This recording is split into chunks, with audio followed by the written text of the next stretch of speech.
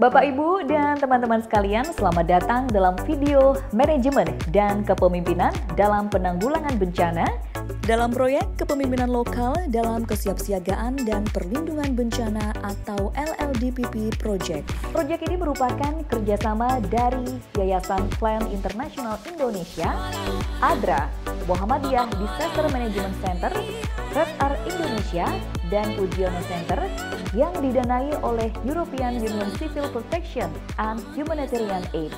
Nama saya Indria Sastrotomo dan saya akan memandu teman-teman dalam video ini.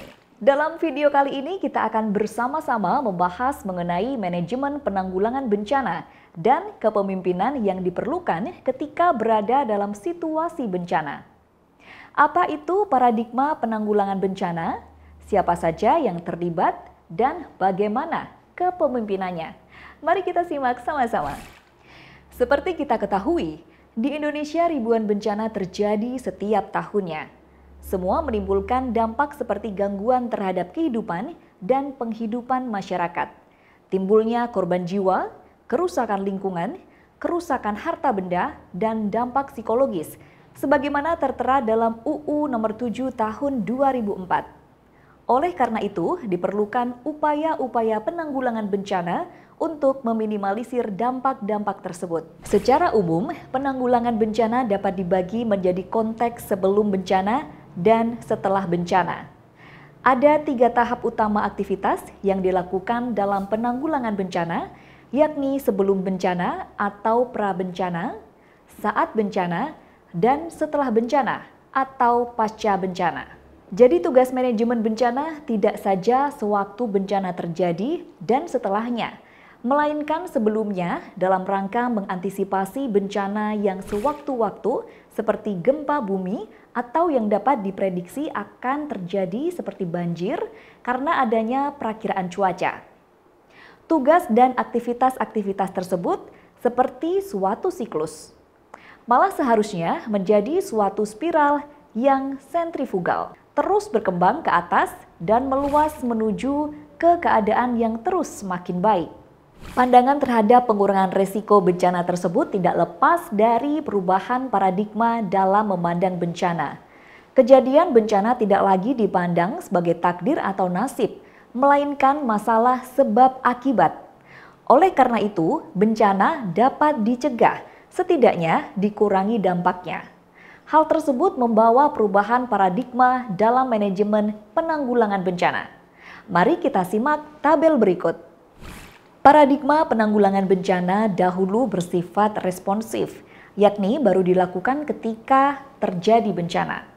Paradigma baru saat ini melihat bahwa bencana bisa dicegah melalui berbagai macam upaya. Dahulu, pemahaman terhadap bencana bersifat fatalistik, melihatnya sebagai suatu takdir semata. Paradigma sekarang memandang bencana dengan lebih rasional. Paradigma terdahulu melihat bencana hanya urusan pusat saja. Sekarang, pemerintah daerah dapat memegang komando karena terdesentralisasi. Paradigma dahulu melihat bahwa urusan bencana itu berdiri sendiri. Sekarang, melihat bahwa penanggulangan bencana menjadi arus utama. Nah, sekarang saatnya kita sedikit mereview apa yang sudah kita pelajari sedari tadi.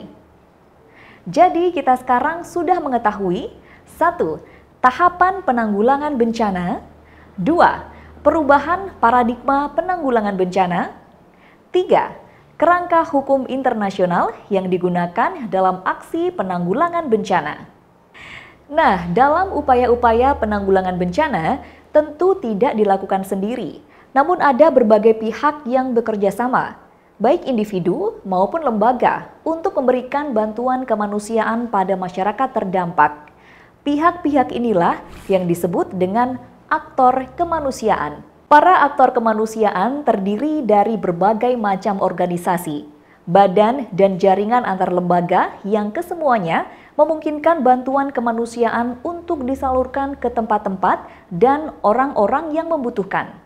Termasuk sebagai aktor kemanusiaan adalah badan-badan PBB, Gerakan Palang Merah atau Bulan Sabit Merah Internasional, organisasi non-pemerintah atau LSM, Misalnya lembaga-lembaga yang menjadi anggota koalisi kemanusiaan, instansi militer, instansi pemerintah di tingkat lokal, dan lembaga-lembaga penyandang dana.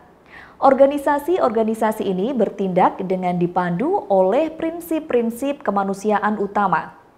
Kemanusiaan humanity, imparsialitas atau ketidakberpihakan, impartiality. Kemandirian atau ketidaktergantungan, independence, dan netralitas, neutrality. Dengan banyaknya kelompok aktor kerja kemanusiaan, maka peran masing-masing dan bagaimana para aktor tersebut melakukan tugas dan berkontribusi dalam penanggulangan darurat bencana dan penanggulangan bencana secara umum perlu dikoordinasikan. Lalu bagaimana aktor-aktor kemanusiaan ini bekerja bersama dalam aksi kemanusiaan? Penanganan darurat bencana adalah suatu tindakan kolaboratif. Setiap kementerian atau lembaga mempunyai peran dalam suatu kejadian bencana.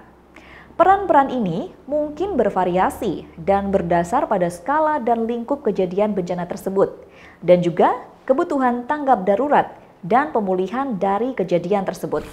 Setiap kementerian dan lembaga wajib mengikuti undang-undang dan peraturan presiden, bekerja dalam peraturan BNPB, dan mengindahkan peraturan kementerian masing-masing untuk menuntun tindakan dan tanggung jawab mereka. Menurut SK BNPB tentang penanggulangan darurat bencana, pada waktu ada kejadian bencana, maka struktur penanggulangannya seperti yang terlihat dalam gambar ini. Nah, sedari tadi kita sudah berbicara mengenai manajemen penanggulangan bencana. Lalu bagaimana dengan kepemimpinan dalam penanggulangan bencana? Kepemimpinan berbeda dari manajemen. Kepemimpinan lebih berada di arena menetapkan visi dan tujuan jangka panjang berkaitan dengan menggerakkan sistem dan sumber daya.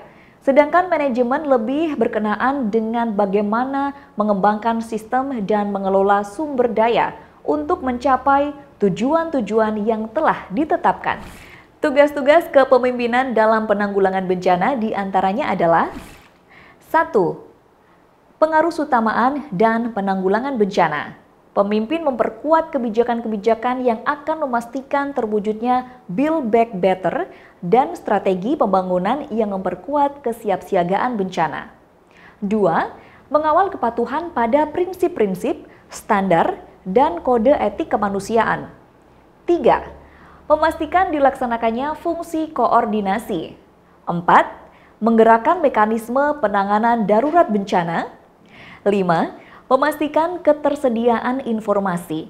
Kepemimpinan dalam situasi bencana perlu memastikan perangkat daerah dan mungkin didukung oleh pelaku aksi kemanusiaan lain yang tepat dan tergabung dalam klaster yang sesuai, memiliki kapasitas yang memadai dalam mengumpulkan, mengolah, dan menyajikan informasi terkait bencana yang terjadi.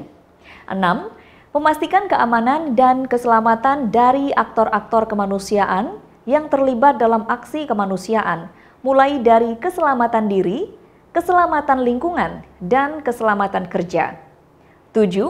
Memastikan akuntabilitas baik ke atas pada penyandang dana, ke samping, dan ke bawah pada para penerima manfaat. Nah, Bapak Ibu dan teman-teman, sebelum kita akhiri, mari kita review sekali lagi yang barusan kita pelajari. Kita sudah mengetahui 1. Apa itu aktor-aktor kemanusiaan dan siapa saja yang termasuk dalam aktor kemanusiaan. 2. Struktur dan sistem penanggulangan bencana di Indonesia. 3. Apa itu kepemimpinan dalam penanggulangan bencana dan tugas-tugasnya. Bapak, Ibu, dan teman-teman semuanya, demikian rangkaian pembelajaran mengenai manajemen dan kepemimpinan dalam penanggulangan bencana. Ternyata penting untuk menyamakan persepsi mengenai paradigma penanggulangan bencana dan siapa saja yang terlibat di dalamnya, agar tercipta manajemen dan kepemimpinan dalam penanggulangan bencana yang memadai dan terstruktur. Dan tentu saja, agar masyarakat terdampak bisa terpenuhi harkat dan martabatnya. Terima kasih telah menyimak video ini. Jangan lupa mengakses video-video pembelajaran lain yang berkaitan dengan proyek kepemimpinan lokal dalam kesiapsiagaan dan perlindungan bencana atau LLDPP Project. Saya Indria Safrotomo, sampai jumpa di video-video lainnya.